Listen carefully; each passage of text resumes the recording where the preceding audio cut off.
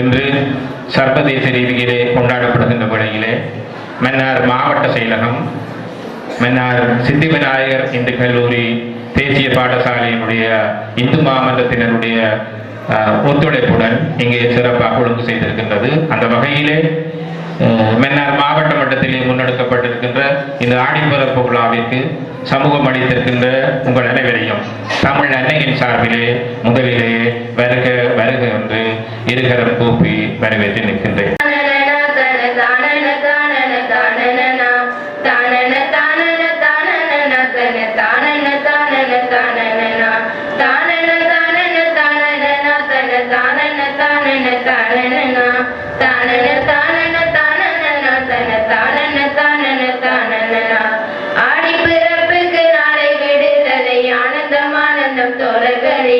கூடி பணம் கட்டி கூடும் குடிக்கலாம் கொழுக்கட்டை தின்ன நம் தோழர்களே. ஆடி பிறப்புக்கு நாளை விடுதலை ஆனந்தம் ஆனந்தம் தோழர்களே.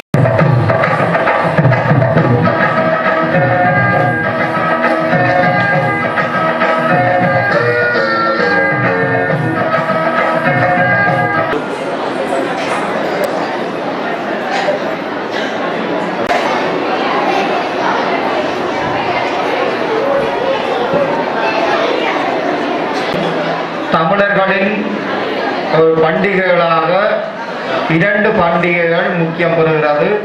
அது பருவ காலத்துடன் தொடர்பட்ட பண்டிகைகளாக காணப்படுகிறது.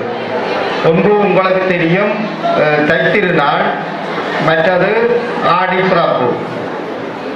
இந்த ரெண்டுமே இந்த சூரியனுடன் சூரிய நகருடன் பருவகால மாற்றத்துடன் தொடர்புபட்ட விழாக்களாக காணப்படுகிறது.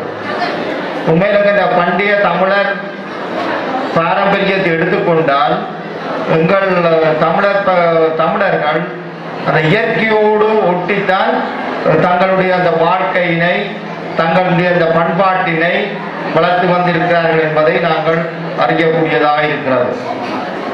ஒவ்வொரு செயற்பாடுகளும், தமிழர்களின் ஒவ்வொரு செயற்பாடுகளுமே இயற்கையோடு தொடர்புபட்டதாகத்தான் காணப்படுகிறது. உங்களுக்கு தெரியும், தை மாதம் 1ஆம் தேதியில இருந்து சூரியன் தன்னுடைய அந்த பூமியின் 23½ பாகை அந்த சரிவு காரணமாக அந்த சூரியன் ஒரு வடக்கு நோக்கி நகர்ற போக்கு வந்து காணப்படும்.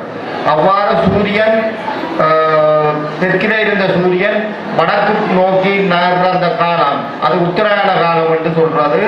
அது தை மாதத்தில இருந்து ஆனி மாதம் 30ஆம் தேதி வரை அந்த காலம் இடம்பெறும்.